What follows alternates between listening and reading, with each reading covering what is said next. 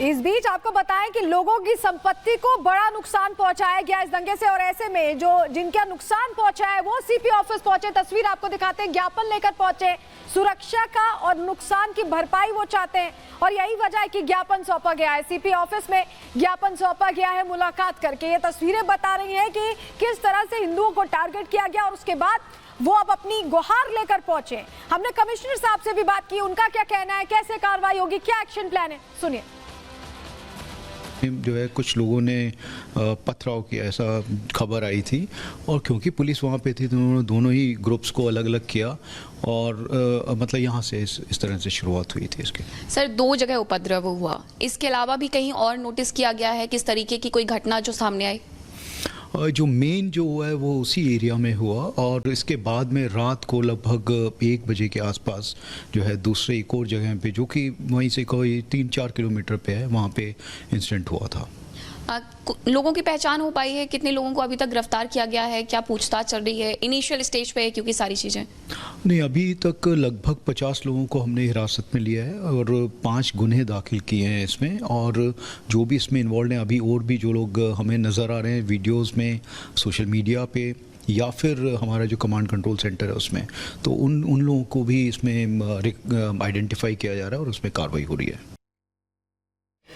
इस हिंसा में सिर्फ हिंदुओं को ही नहीं बल्कि पुलिस कर्मियों को भी टारगेट किया गया। नागपुर हिंसा में हिंदू तो टारगेट पर थे ही, हमले में 5 लोग गंभीर रूप से घायल हुए हैं।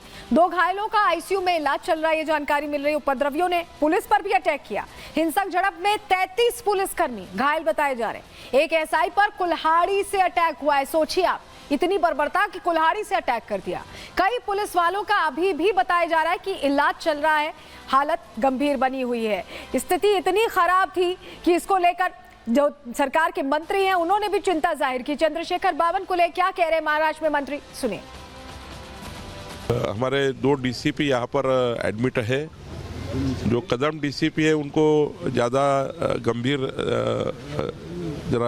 गंभीर दुखापत है, जिसमें कुल्हाड़ी से मारा गया है, और शायद वो थोड़ा सा भी और कुछ होता तो शायद जान को खतरा हो सकता था डीसीपी कदम के। और हमारे 2 डीसीपी भी जख्मी हुए हैं। 34 पुलिस कर्मचारी और बाकी अधिकारी जख्मी है, तो सबको डिस्चार्ज किया गया है। लेकिन एक बहुत दुर्भाग्यपूर्ण है कि नागपुर में ऐसी घटना होती है, और नागपुर जैसा हमारा सांस्कृतिक शहर है, हमारा एक विरासत है, नागपुर का एक विश्व में और देश में नाम है। वहीं नागपुर में ही हिंसा क्यों हुई, अब आपको 2 बड़ी वजह बताएंगे, लेकिन पहले तस्वीर दिखा देते हैं घायल डीसीपी की। ये देखिए कैसे पुलिसकर्मियों को टारगेट किया गया। उसके बाद जब वो घायल हो गए, ये इतना एरिया हम ब्लैक एंड व्हाइट करके आपको दिखा रहे हैं क्योंकि लगातार उनकी हथेली से खून गिर रहा था, और उसके बाद उन्हें अस्पताल में भर्ती कराया गया। घायल डीसीपी से देवेंद्र फडणवीस ने हाल जाना है। मुख्यमंत्री ने खुद बातचीत करके हाल जाना है, उनकी स्थिति जानने की कोशिश की। प्लास्टिक सर्जरी के लिए काय केलं त्याच्यामध्ये? हो सर, प्लास्टिक सर्जरी केली पण केली सर, काही नर्व्स वगैरे डॅमेज झाले नाही। ठीक आहे, तुम्ही चांगलं तिथे समोर गेलात आणि सगळ्याचा सामना केला, त्याबद्दल तुमचं अभिनंदन आहे, आणि आम्ही सगळे तुमच्या पाठीशी आहोत, आणि लवकर तुम्ही ठीक व्हावं अशी आमची प्रार्थना आहे, आणि अशाच प्रकारे नेहमी तुम्ही चांगलं काम कराल अशी बिलकुल ईश्वरचरणी प्रार्थना आहे। Thank you sir, all the best, all the best. चलिए अब आपको वो वजह बताने जा रहे हैं जिसकी वजह से नागपुर को ही टारगेट किया गया। कारण नंबर 1, 17 मार्च ये दिन था छत्रपति शिवाजी की जयंती का। कल हिंदू संगठनों ने प्रदर्शन किया था और हिंसा के जरिए दंगाई अब मैसेज देना चाहते थे क्या, ये प्रश्न है। दूसरी बड़ी वजह क्या है ये समझिए। महल इलाका से जुड़ी ये वजह है। महल इलाके में आरएसएस का हेडक्वार्टर्स है। महल इलाके में हिंसा के लिए इसीलिए क्या भीड़ जुटी, ये भी प्रश्न है। आरएसएस को क्या बदनाम करने की प्लानिंग थी या नुकसान पहुंचाने की प्लानिंग थी? क्या दंगाइयों का उस पूरे इलाके को तहस नहस करने का प्लान था? कोई बड़ी तैयारी थी?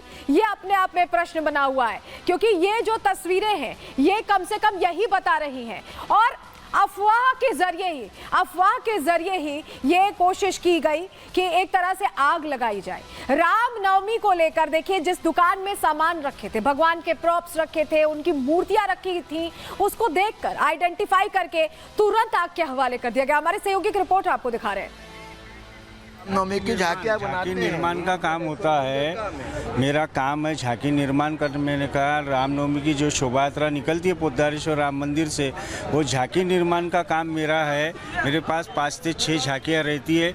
मैं डेकोरेशन बना के, यहाँ गरुड़ जी की मूर्ति थी सामने में, यहाँ फ्लैग्स वगैरह, इन लोगों को सबको मालूमात है कि मैं यहाँ झांकियों का निर्माण करता हूँ। इन्होंने पहले गीतांजलि टॉकीज पे यानी दंगा फसाद किया गया, उसके बाद में इधर से आके इन्होंने सबसे पहले सीसीटीवी कैमरे को यानी ब्रेक किया गया, फोड़ा गया। उसके बाद ये डेकोरेशन वगैरह निकाल के, गाड़ियाँ निकाल के जलाने में ये किए। उसके बाद हमारे गली का जो दरवाज़ा है तोड़ के हमारे घरों में यानी घुसने की कोशिश की। पेट्रोल बॉम्ब बना के उन्होंने घरों पे फेंके, ईंटें। तो क्यों यही जगह चुनी, इसकी एक और वजह आपको बताते। देखिए, आरएसएस मुख्यालय महल इलाके में जहां हिंसा हुई, वहां से महज 1 किलोमीटर की दूरी पर है। सीएम आवास 6 किलोमीटर की दूरी पर है। वहीं पुलिस कमिश्नर का ऑफिस सिर्फ 5 किलोमीटर की दूरी पर था और बाकायदा यही टारगेट पर थे। यहीं पर हिंसा भड़काई गई। रिपोर्ट इसी से जुड़ी आपको दिखा रहे हैं।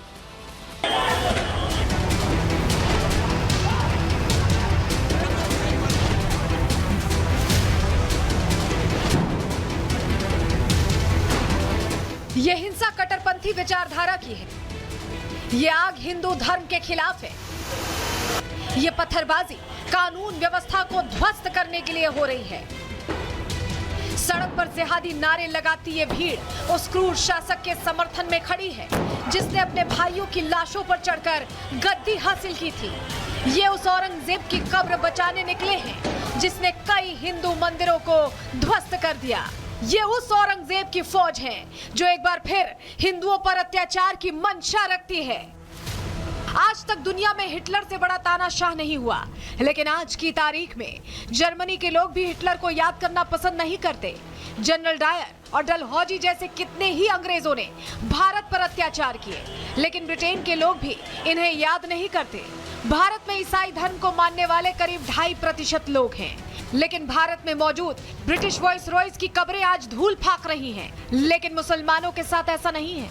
लुटेरे तैमूर के नाम पर अपने बच्चों का नाम रखना इनके लिए फक्र की बात है। बुरहान वानी और याकूब मेमन इनके हीरो बन जाते हैं। इस सोच का जीता जागता उदाहरण है नागपुर में एक क्रूर मुगल शासक की कब्र को बचाने के लिए औरंग ब्रिगेड सड़क पर उतर आई।